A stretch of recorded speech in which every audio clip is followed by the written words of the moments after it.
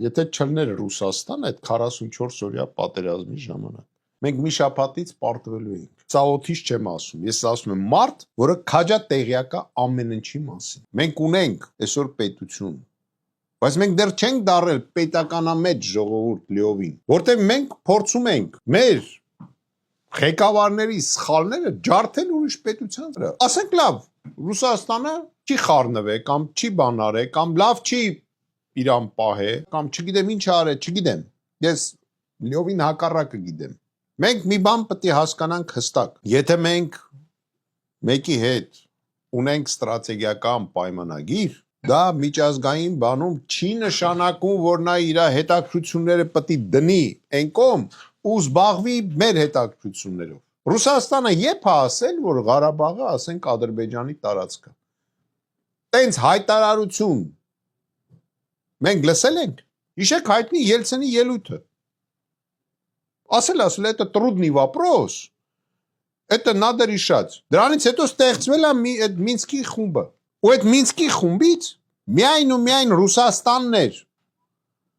որ չէր ճանաչում Արցախը Ադրբեջանի տարածք։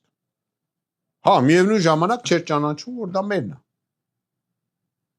Միակ երկիրն է եղել աշխարհում,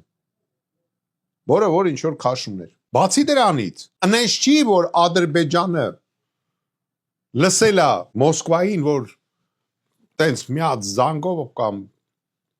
լսել է, չէ, Կասպից ծովի ռուսական նավատորմը դուրս եկե կանգնել է Բաքվի ռեյդին եւ ստիպել է Ադրբեջանին կանգնեցնել իր գործողությունները։ Ռուսական կողմը բարձրացրել էր ստրատեգիական ավիացիան, Բաքվի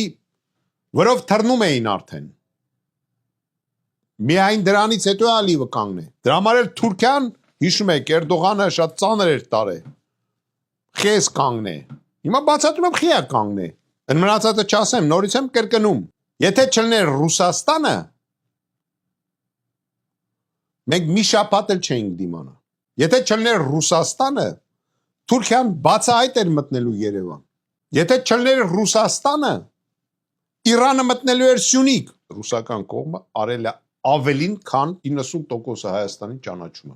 Իսկ մեր այդ սուտասաններն էլ դրանից օգտվում են, որ ժողովուրդը տեղյակ չի։ Դրա համար ես կարծում եմ, որ մենք կդառնանք այն ժամանակ պետություն, երբ որ նստենք քննարկենք, ասենք մենք ինչ ենք սխալ արել,